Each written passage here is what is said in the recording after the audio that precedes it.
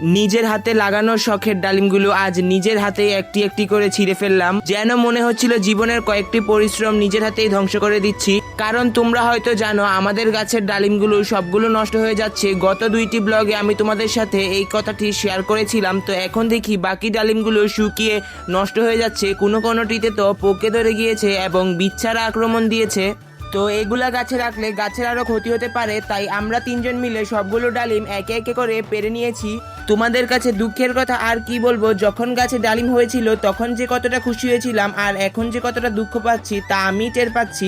তো পচে যাওয়া ডালিমগুলো একে একে করে পলিথিনে নিয়ে নিচ্ছিলাম। এখন এগুলাকে নিয়ে আমাদেরকে নির্দিষ্ট স্থানে ফেলতে হবে।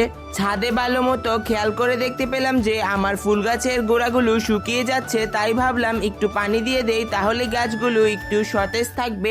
আমার ছাদ বাগানে তেমনটা ফুল গাছ নাই, আর যেগুলা তোমরা দেখতে পাচ্ছ মাত্র এই কয়েকটাই আছে।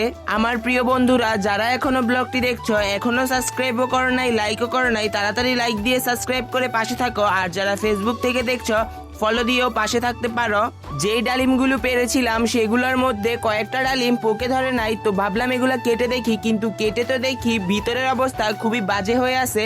বাহির দিয়ে দেখতে ভালো হলেও ভিতরের অবস্থাটি খুবই জঘন্য, ঠিক আশেপাশের কিছু মানুষদের মতো।